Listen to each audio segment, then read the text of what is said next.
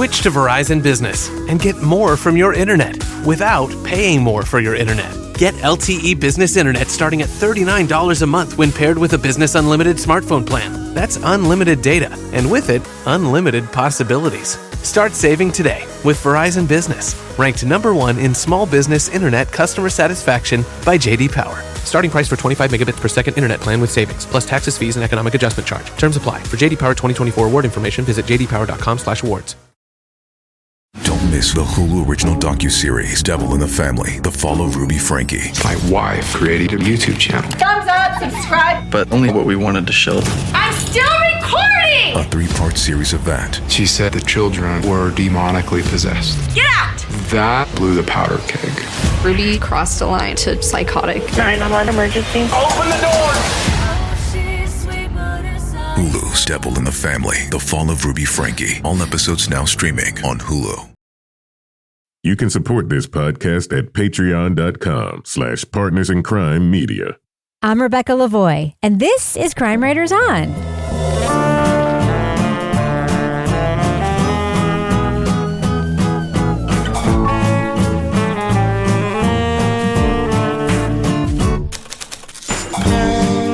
Crime Writers On is the original true crime review podcast that digs into true crime, pop culture, other podcasts.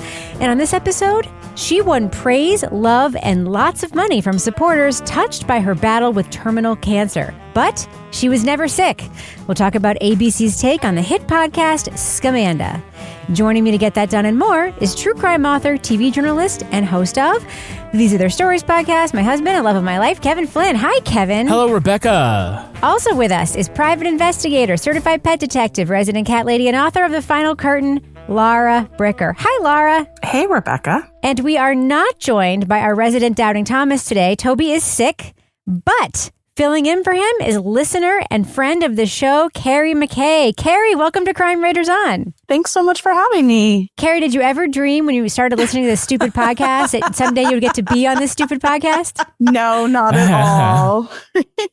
Carrie's a great example of why one should join our Facebook group. That's right. Because one of the crime writers might call in sick at the last second and you go, tickety tick tick, hey, who did the homework? And Carrie was one of the first to put her hand up, and so we appreciate that. And I used a GIF, so I think that made me stand out. Yes, the GIF, somebody raising their hand. Perfect. You played that so well. We also have a guest for Thursday's show, right? Yes, we'll introduce her when she comes on, too. But Carrie remembers meeting you, Rebecca, at a certain event.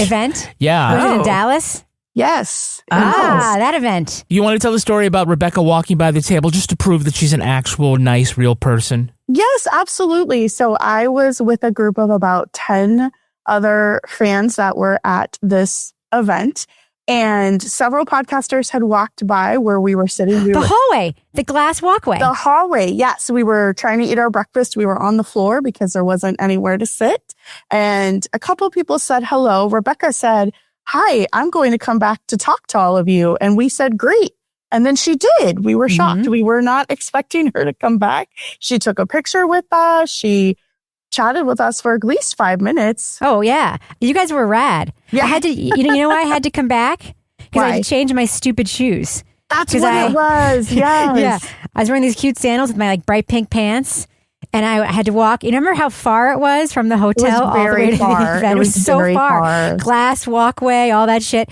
And I got there and I was like, huge mistake with these shoes. I got to go change my fucking shoes.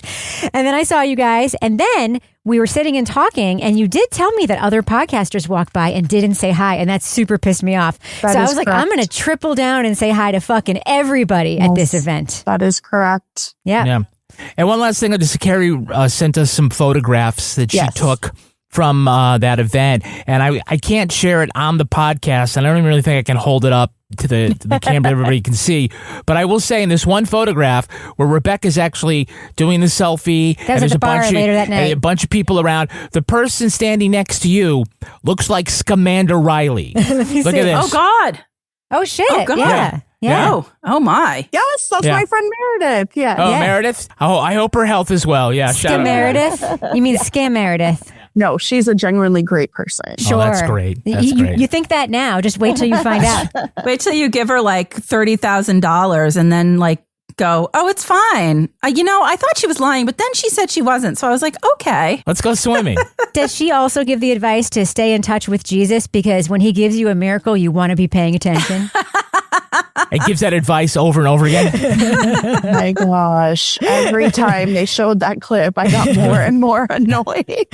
With her like tiny little jean jacket. All right, Kevin, what is coming up on Thursday's Crime Writers On? This is Monday's show. Yeah, so on Thursday, not only will we have another special guest, but we will be talking about the podcast Murder on Songbird Road. All right. I'm looking forward to finding out who that extra special guest is. Uh-huh. Yeah, this is a nice surprise. All right, you guys ready to talk about the show that we're talking about based on a podcast that we talked about in the past? Let's do that. All right, leading off. It blindsided me. We felt so bad for her. She was suffering in such a complicated and deep way. I cannot feel my legs. I can't move my feet. I wake up with a blinding migraine every day. Amanda Reilly warmed hearts with her blog describing her battle with terminal cancer. The young mother received donations from her church and various fundraisers in her name.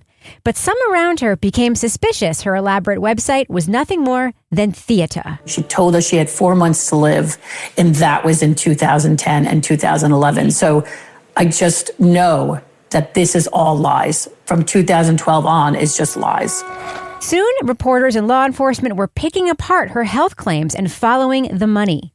Even after her fraud was made public, Amanda maintained she was a cancer survivor being set up by her enemies. I remember looking through at her pictures, her in a beanie, stupid cancer, her getting treatment, this and that, and she didn't look sick.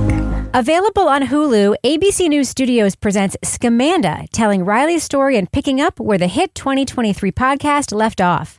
Through interviews with key players, including podcast host Charlie Webster, the 4-part documentary recounts her 7-year con for cash and sympathy and relays what Reilly is now doing nearly 2 years after the #1 show made her infamous. Spoiler alert, we're going to be talking about plot points from ABC's Scamanda. So if you want to remain spoiler-free, go to the estimated time code in our show notes for our thumbs up or thumbs down reviews. Laura?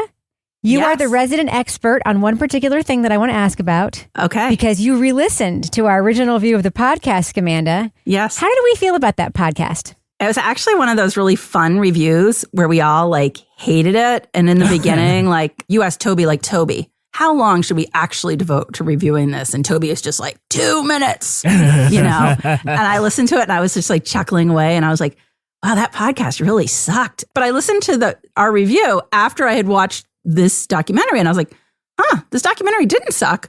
That podcast really sucked. Yeah. Because it was just super repetitive and it just went on and on and on. And there was no editing in terms of. It was padded very much. It was just, my God. And I think what I had said as I was listening to the podcast was just because it was so repetitive, it's you didn't absorb anything because it was just monotonous. Yeah. You know what I remember about that review is it was the longest clip we've ever used that I used to demonstrate.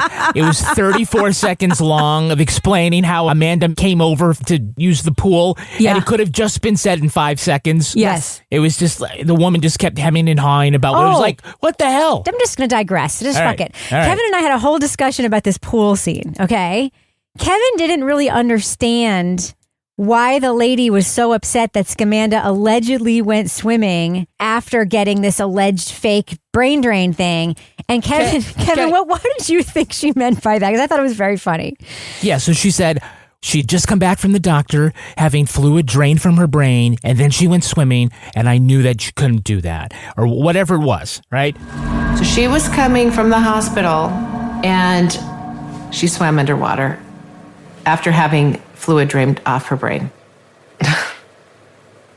I knew that wasn't right. I interpreted it this way in the podcast, and I also interpreted it this way from the TV show, and Rebecca tells me I'm wrong, but it certainly sounds like she thought something was up with going under the water, not because it would have something to do with the treatment area and how that would be affected by going underwater or chlorine, but it sounded like she thought that Amanda was going to get more water in her brain. Well, that's what I thought. That's what I thought too, Kevin. Yes, right? I thought there was a hole in her head in the water that she's going to get chlorine on the brain. Swimmers here for your skull? Okay, you're not wrong. Laura, you're not wrong. But this is what Kevin's saying. Carrie's okay? what the fuck did I join? This is what Kevin's saying. Kevin's saying, you just got water drained from your brain and now you want to put water back into your brain?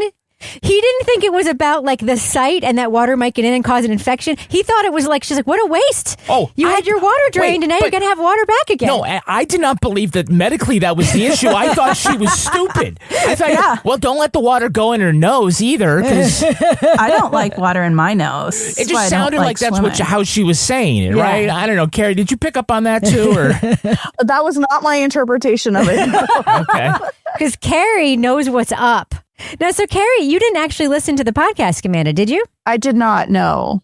So you went into this cold. What was the experience of starting to watch this and realizing as the story unfolded exactly what it was? I mean, of course, it's in the title, what this woman, Amanda, was pulling off. So I knew the gist of it, that it was about a woman who pretended to have cancer. But every episode, I disliked her more and more because the people that she was harming, there was layer upon layer with the family issues. And then when she went to the school and what she did to the children and the real cancer survivors. So to me, that was exciting because I had no idea what was going to happen. So every episode just was like, can she get any worse? Oh yeah, apparently she can. Yeah. I was watching this and thinking, I'm so glad Toby's not going to be here because he's going to fucking hate this. I actually didn't know that he wasn't going to be here at the time, to be fair. But he watched it. He listened to he did all the homework. This had something in it to me that the podcast didn't have, which I complained about, I think, in our review.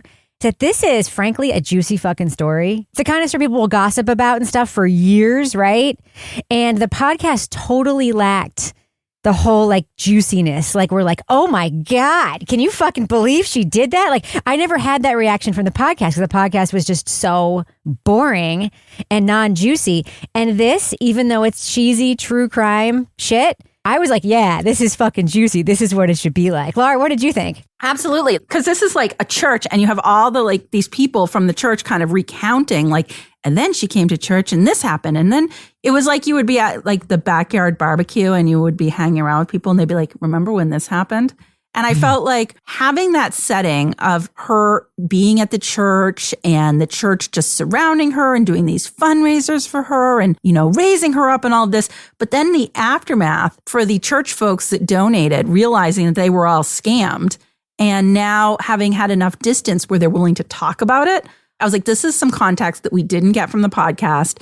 Oh my God, like these people were really duped and like, the level of deception was, we knew it was a lot, but I felt like we heard from more people directly impacted in this. Well, let's be fair. This church seemed to be convincing about lots of things. Because we hear from one lady who said she walked in as an atheist and is now all in at this church. I'm like, dude, what are they fucking handing out in the snacks in the basement of this church? I think if you hang around long enough, they might just throw money at your feet. I wanted follow-up with her. I wanted to know. Oh, that hippie lady? Yes, because she did talk about how betrayed she felt by Amanda, but she did say she was no longer an atheist. So I was really curious, like, do you still go to that church? Do you go somewhere else? You know? Yeah.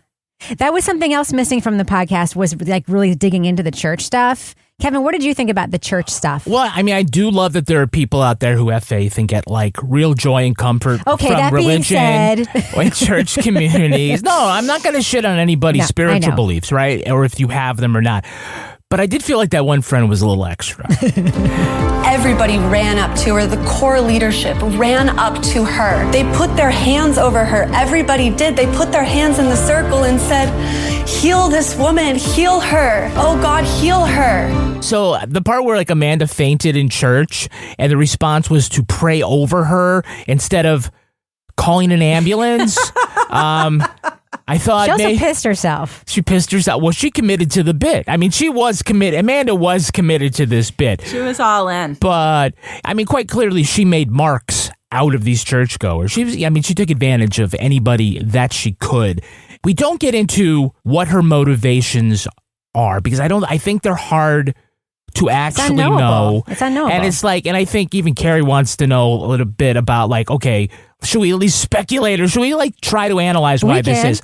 And I think that if it's not only money, it is the sympathy and attention and the positive vibes that you get when people think you're sick. Yeah. So I think that's part of like why she would like continue. I mean, I think that like she was already a member of this church. She was a popular girl at this church. Yeah, but why like she would like really get into this because they would give back a lot of that, not just the money, but the affirmation that like she found intoxicating. You know what's interesting, Carrie? I found myself wondering what kind of high school career did Amanda have? Like, what was she like as a kid? How would people perceive her, right? Was she the kind of person who made up stories to get attention back then? Was she unpopular?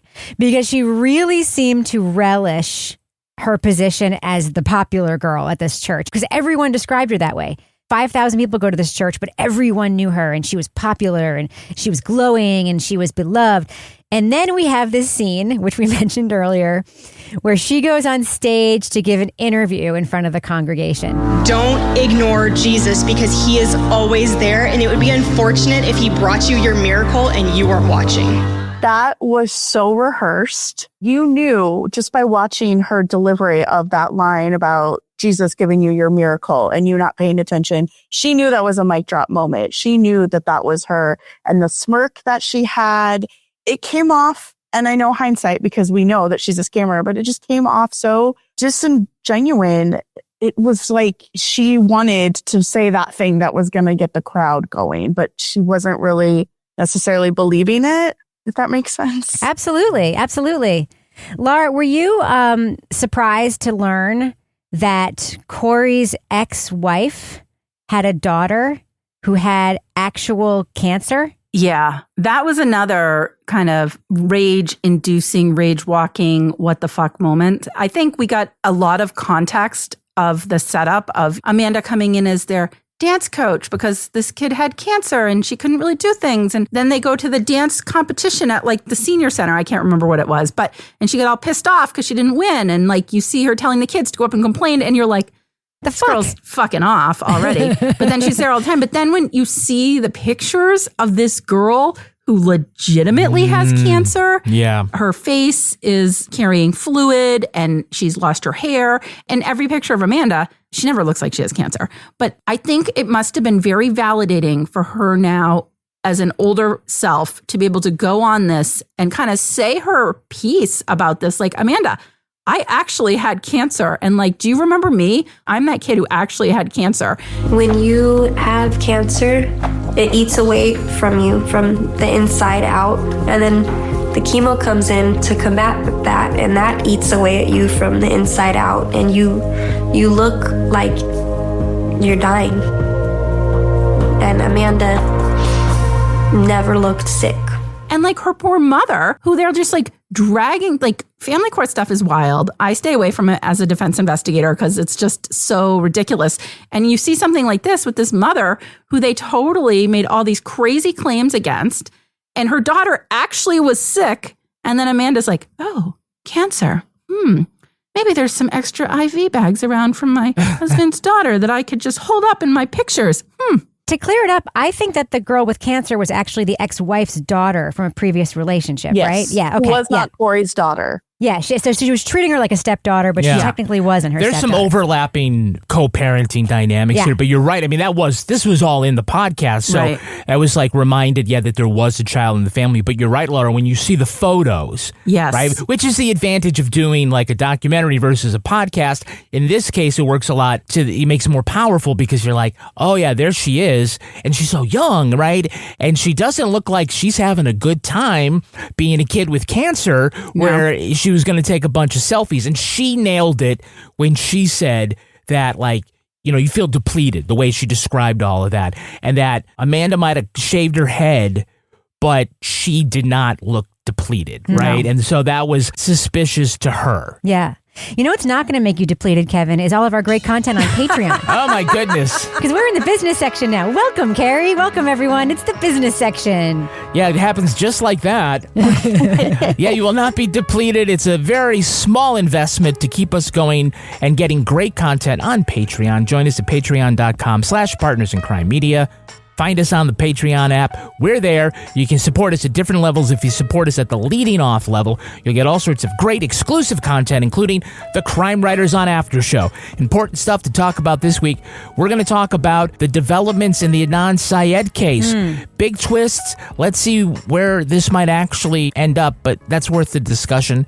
You'll also get Toby Ball's Deep Dive Book Club podcast. Rebecca and mine are Married with Podcast relationship advice podcasts, and you'll get updates on the Cameron Reed trial. Cameron Reed? I said, you want to say Cameron Reed? Yeah. I thought I said Karen Reed. Karen Reed. The Karen Reed Readathon. All sorts of exciting motions in that case last week and this week. And Kevin, I am now making each new episode of the Readathon available for purchase. If you don't want to join our whole damn Patreon just to hear this one thing, for $3. If there's an update you want to hear, you can hear that update. And I would say some of these updates are getting pretty freaking juicy. If you do join us at the Bricker scale level, you get an additional podcast, which is Laura Bricker's Leave It to Bricker podcast. Laura, I know you actually went out and did the thing. What is the next episode going to cover? It is going to cover my entry and survival in a snowshoe race. Oh, God. At a vineyard in New Hampshire. Are you sure you survived? Barely. My friends who were watching were like, oh my God, we thought you were going to die. But I did. I lived to tell the story, and you're going to hear about it. Yeah, it was like... Laura said, oh, we're going to go snowshoeing. And Laura was like, I'm out. And they said, it's at a winery. She says, I'm back in. Yeah, I got free wine at the end and brunch. Yay.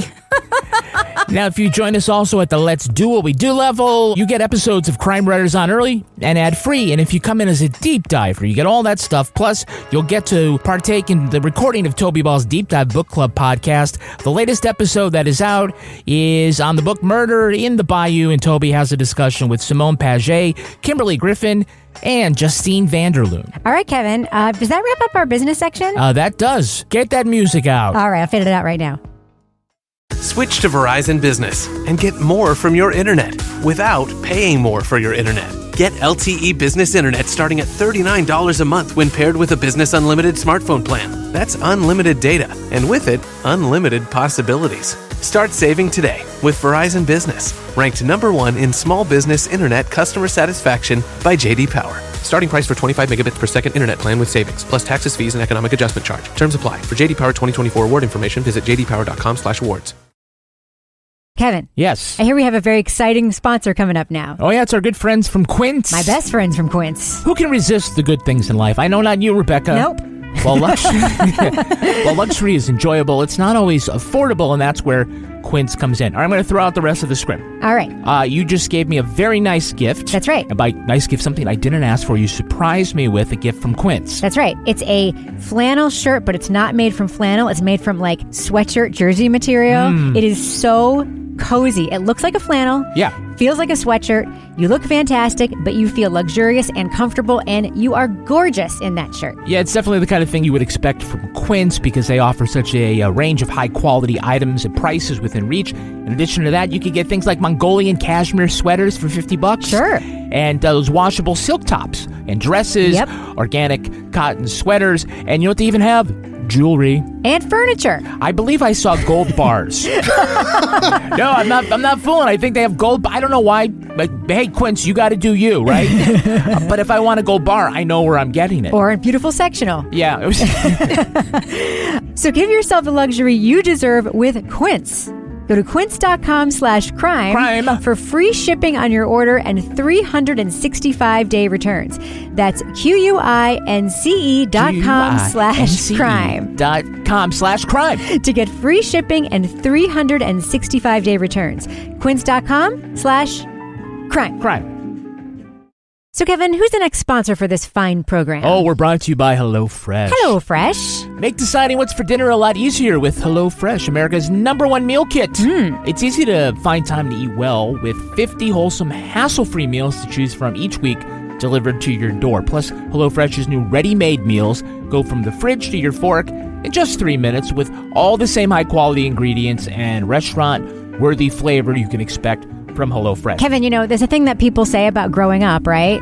Growing up is just deciding what you're going to eat over and over and over again. For the rest of your life, That's hard, right? Yes, it is very hard. Well, it can be hard, but it's It's easier for your family with HelloFresh because they put together great recipes and give you all. It's like they 3D printed these recipes. Oh, wow. They just come up and say, here's everything that you need. But sometimes, like, you don't even have enough time to get from one podcast recording to the next. That's right. I know a lot of people can relate to that situation. Absolutely, much less decide what I'm going to eat later. So these ready-made meals are fantastic. You pop them in the microwave and you've got some wonderful stuff to eat for your family right away.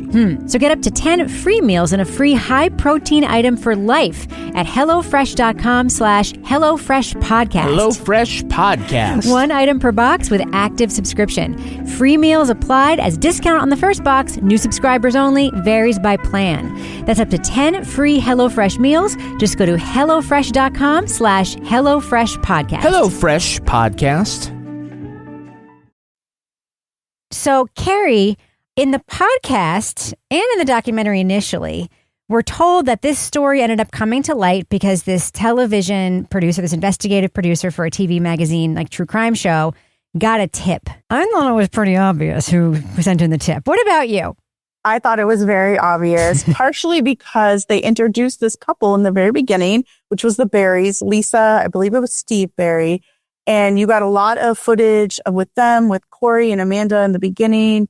And then all of a sudden you didn't hear from them. And towards the end of episode 1, the reporter is talking about this tip. And I was like, oh, it's Lisa Barry. Yeah, no and shit. then the episode ends with Lisa saying, I'm the anonymous tip. And I was like, yeah, I know. Yeah, Lisa, like as soon as she saw these cancer things ramp up again, was like, no. Yes. I loved Lisa. She was feisty. I was there for it. I loved that about her. What do you think, Laura, about Lisa and her husband who had been scammed? And then they were asked for money and they were like, yeah, no, not going to do that. And I loved how she said, like, and then we ended our friendship with her. Yeah. I also love that she's like, because I was like, this is totally something I would do, where she was like, yeah, we ended our friendship. We think her cancer is bogus. So we're going to call an investigative journalist and tell her about it, that she might want to look into her. I was like, I would totally drop a dime on someone like that. And so I felt like, okay, you're somebody I would hang out with, but also like, where would this story have been if she hadn't dropped a dime, right? Right. Absolutely. Because her blogs were convincing to a lot of people. Kevin, do you think that to this day, we have an understanding of how she faked all those photographs in her blogs? Well, I don't know if we have a complete understanding. I mean, that was one of the most interesting things about the podcast and the documentary, is that the level of specificity with the blogs when she's writing about her treatment and these photographs of her, you know, close-ups of IVs and things where she's clearly in a hospital setting. It's like, this is not fake. How do you fake this? That's what I want to know. And even though I know, watching this, that it's a setup, I'm like stunned. I'm trying to figure out that part of it. How did she do this? Because that's like half the game right there to convince people. It's like, you know, I can say that I'm sick and I have this, but, you know, if no pics, then it didn't happen. Yeah. And I do appreciate, like, we will never, again, I don't think we'll ever really know exactly how she did it, but I did like the theory that was posed by some of these people that she would just go to the emergency room, and while she was there, she'd be dehydrated or whatever, and they'd have to put things unless you go to the one emergency room where they take you immediately and they're all over you for the entire time you're there, and you're not just sitting around in a Johnny for an hour and have time to do it, then, you know, it's like, yeah, that makes sense. But she also, you know, did get lucky with a couple of things that there wasn't like too many Easter eggs that gave it away.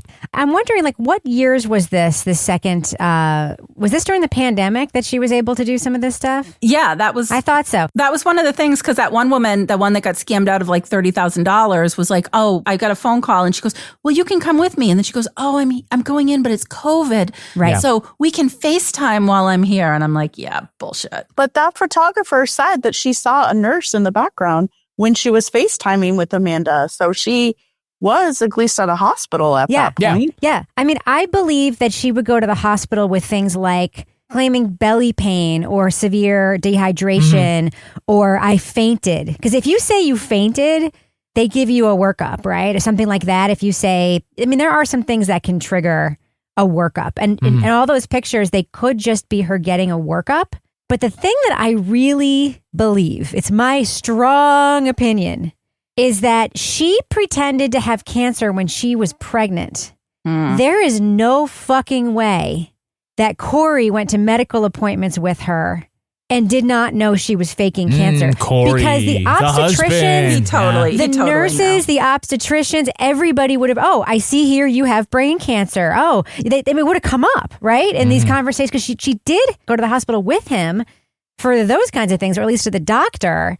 So it seems like I'm not alone in having the opinion that Corey knew. Laura, you think so too? Yeah, like how could he not know? And I think we heard about him, like they were both really into themselves, and you see like their little glamour shot, family shots. And then at the end, she's like, well, it was for his divorce and like all that child custody stuff. That's why I had to do this. So I think he was totally in on it. And I think the fact that he like has now filed for divorce, he's like, yep, okay, I got what I needed. I'm moving on. Gravy train's over. How could you not know, unless you're just totally clueless, that this person that you're living with isn't actually really sick? And I think he knew he was a liar too, because he told all those terrible stories about his first wife, that their daughter was from a one-night stand instead of an actual marriage. So he's no saint. No, not at all. Yeah. But I think the problem... Wait, hold on. We actually knew that already because he fucked the woman who was teaching his kids how to dance. Yes. Who was basically in college when she started coming over to their house. All right, what were you going to say, Kevin? Sorry. I was just going to say, and I think that they kind of explain the difficulties of sort of going after Corey is that unless he's got a blog post where he is soliciting money himself, right? She's doing all this incriminating stuff, but he really hasn't. So, like, he said, oh, she fooled all these people. She fooled me, too. Like, he has some plausible deniability, which would make it hard to get a conviction. It doesn't mean it'd be impossible. It doesn't mean that he didn't know and wasn't part of it. He certainly enjoyed the fruits of the scam. Yeah. You know, going to New York or whatever. I mean, they spent the money on stuff. Yeah. So it doesn't pass the sniff test that he didn't know anything. No, I'm surprised. I mean, I assume they filed joint tax returns. And she wasn't claiming this stuff on her taxes. Or if she was, she lied to her friend and said she wasn't claiming it on her taxes.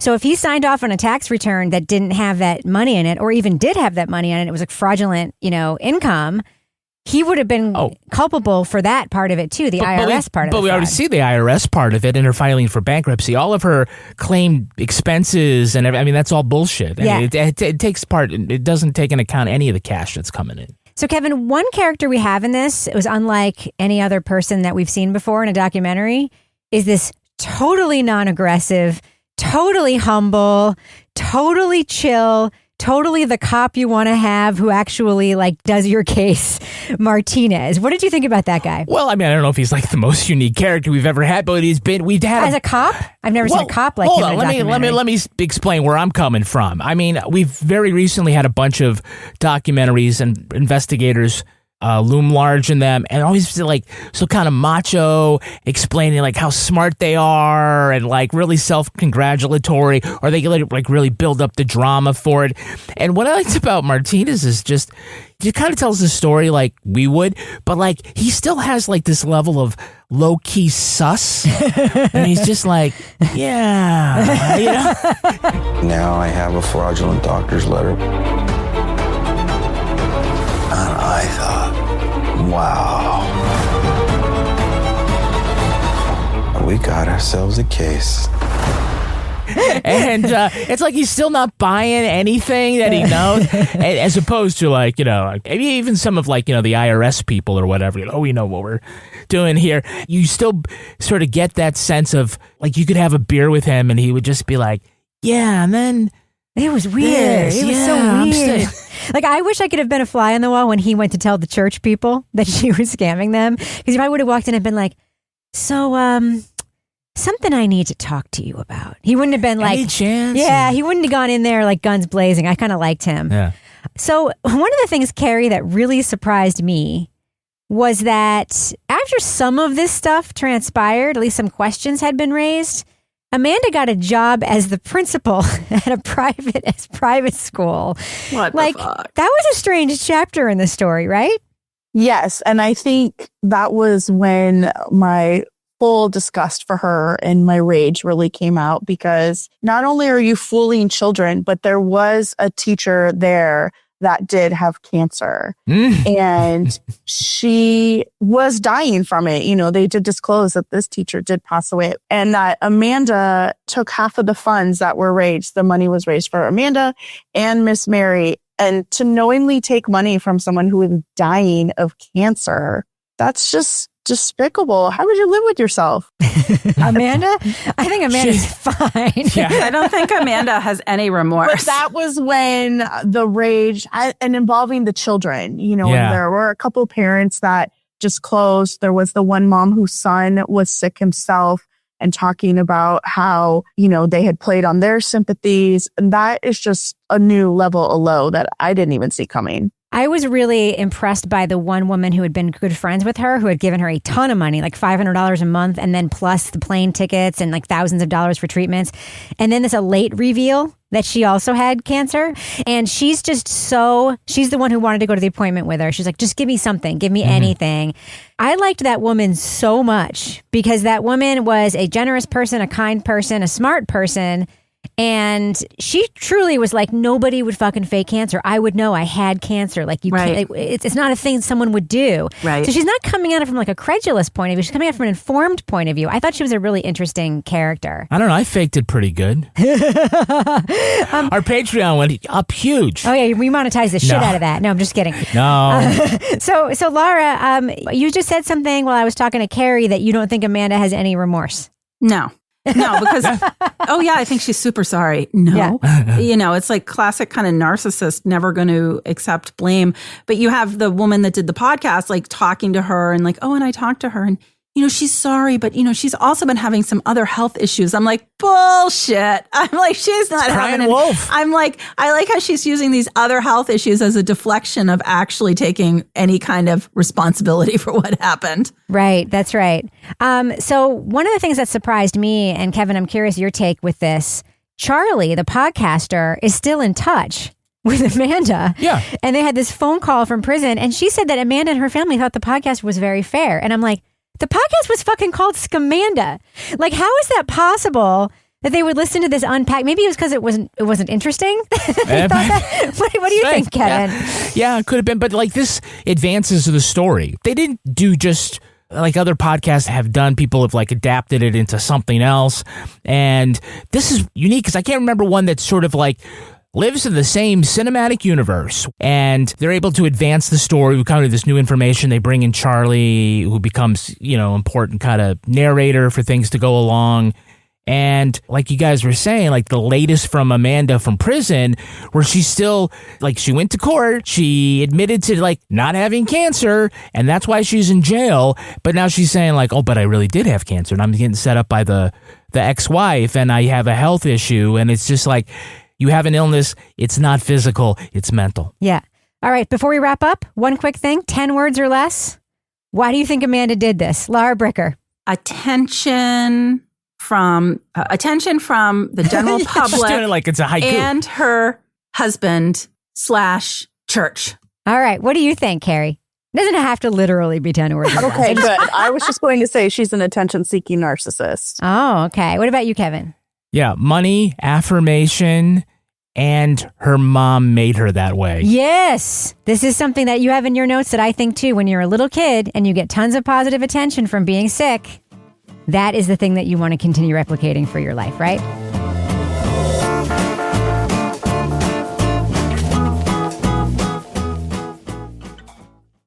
Miss the Hulu original docuseries Devil in the Family, The Fall of Ruby Frankie. My wife created a YouTube channel. Thumbs up, subscribe. But only what we wanted to show. I'm still recording! A 3-part series of that. She said the children were demonically possessed. Get out! That blew the powder keg. Ruby crossed a line to psychotic. 911 emergency. Open the door! Hulu's Devil in the Family, The Fall of Ruby Frankie. All episodes now streaming on Hulu. All right, let's do what we do. Let's let our listeners know, should they check out Scamanda? This is the 4-part ABC documentary based on the podcast of the same name, Scamanda. Laura Bricker, what do you think? Thumbs up or thumbs down for Scamanda? I'm going to go thumbs up with this, just because the podcast, when we reviewed it, was so horrible. And this documentary was actually pretty enlightening. It gave a really good overview of the case. It was rage-inducing. It had a lot of the people involved that were scammed by her. It had some additional information because some more time has passed. And I think there is something, especially in a case with somebody posting pictures of themselves, supposedly getting cancer treatment and all of that, there is something to be said for being able to see the visuals that went along with the scam that really help bring it to a new level when you're learning about it. So it was 4 episodes. I think that was a good length. I definitely felt super angry watching this. And, that's a good thing. It's going to motivate me to get out there walking in the freezing New Hampshire winter. So thumbs up. Carrie McKay, thumbs up or thumbs down for Scamanda, not the podcast, the documentary. Yes, I'm also a thumbs up. I agree with Laura. The 4 episodes, they were each about 40 minutes long. So I think that that's a really great length. That was easy to watch. Each episode gave you new information, really added more twists and layers. It is a very interesting story, even though it does make you very angry. And with the exception of showing her interview at the church, they didn't really repeat a lot of the information. That was really the only clip that was played too often, in my opinion. So, I'm a thumbs up. Kevin Flynn. Yeah, I'm also going thumbs up. I mean, the series I thought was better than the podcast was The Crime. It's good. And this is sort of the crime is good. Well, I mean, you know what I mean? Like, it was so good. You would say you called it juicy, right? Juicy as hell. I'd say that the source material here, the inspiration, that crime is very interesting. The podcast was among the first of like the malingering scam artist genre, or at least one of the better ones. I mean, certainly was the most baffling. We thought, as far as the podcast went, that it wasn't efficiently written and felt really padded. This doesn't. It's in much better hands here with ABC. And they also advance the story. So if you listen to the podcast, you will also get additional stuff that really has occurred since the podcast finish, which was also interesting. So for those reasons, I'm going thumbs up. I'm going thumbs up because even though this is a totally completely unexceptional true crime doc, it just is. It's not amazing. It's not wonderfully crafted. I mean, they used Charlie the podcaster just to provide filler exposition, and it's so clear that she's just reading from something when she does it. It's very, very, very mid. But unlike the podcast, this story is portrayed in a really juicy way in this documentary. It got the treatment that it deserves, which is a 4-part kind of cheesy true crime documentary. That is the treatment this story deserves. It got it, pretty well. We met all the most interesting figures in the case, including on the law enforcement side, including friends of friends. It's just juicy. The story is juicy. I will stick with that for the rest of my life, that this is a juicy ass story, and it deserved to have a kind of cheesy, juicy documentary made out of it. So yeah, I really enjoyed watching this. So thumbs up for me for the television version of Scamanda. Now it's time for my favorite part of the podcast, a little something I like to call the crime of the week. People are making a stink over a product you can buy at a Chinese zoo. They're selling 8-ounce bottles of tiger urine. The zoo in Sichuan province says the urine has medicinal values and can help with arthritis and muscle pain. They recommend mixing it with white wine and ginger and then rubbing it into the affected area. And yes, they say it's safe to drink. Not a lot of visitors are pissing away their money on the tiger urine. The bottles cost about $10 and they only sell 1 or 2 a day. Customers say they're buying them out of curiosity and not so much for any healing benefits there might be. So, panel, we've seen a lot of weird things in gift shops, but not a big bottle of cat pee. Laura Bricker, what do you think is a good use for this tiger urine? I'm going to use it to mark my territory. Oh, that's very just like efficient. in that movie. What was that movie where the guy was out, he drank all the tea and he was Never Cry Wolf or something? Was that it? I don't know. Remember that movie from the 80s and the guy was walking around. He was a scientist and he peed all around his place so they wouldn't come and get him. Carrie, what do you think would be a good use for this bottle of tiger urine? So I went a completely different way because I know that there were people who were drinking their own urine as a form of youth serum. Oh, so God. I thought people, Google it, Laura. It is there. So I thought people could use it to, hydrate their face and try to keep looking young. Nice, like Goop style. So, Kevin, what do you think is a good use for this tiger urine? Drano. Oh, just pour it straight down the drain. Don't do anything more with it. I see. Yeah. I thought you were going to go along the lines of putting it in a fake catheter bag that you could then stick to your leg and take a picture of and put on your blog and get someone to write you a $5,000 check. I bet this is not Carol Baskin approved. No, I don't think so. I wonder how they collect it. It's like collecting a pee sample from your dog. You got to run after them with a cup. No, they have troughs underneath the enclosure. All right, you looked way too much into this. Yeah, way too much into this. I know. Well, ask me how they get the lion milk.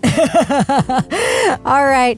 Laura Bricker, if folks want to reach out to you and say, you go ahead and mark that territory, girl, how can they find you online? You can find me at Laura Bricker on Blue Sky and Instagram. Kevin Flynn, how can you be found online? Yeah, I'm at Kevin P. Flynn. Carrie McKay, our very special guest for this episode. If you want to be found online, how would one seek you out and find you there? Sure. People can follow me on Instagram at KMcKay77. Thank you so much for joining us. Yeah, thank you so much. Carrie, you've been a delight. Thank you so much. If you want to follow me everywhere, you can do that at Reb Lavoie. You can follow us on Facebook, Instagram, etc. at Crime Writers On. But mostly I encourage you to join our amazing Crime Writers On Facebook discussion group. That's how we found Carrie for this episode. You never know. Someday it could happen to you too. Get everything we make at Patreon at patreon.com/partnersincrimemedia. Our theme song was composed and performed by Tyler Gibbons. Our editor is the truly terrific Livy Burdett. The EP of this show is sitting next to me, and his name is Kevin.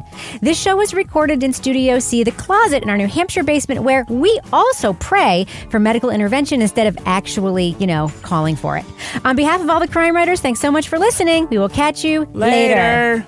What happens when she actually does get breast cancer or cervical cancer, something like that? I mean, talking about crying wolf. She'll get the kind of cancer she deserves is what will happen, right? It's the karma you deserve. You never get the kind of cancer you want. You get the kind of cancer you deserve. That's right.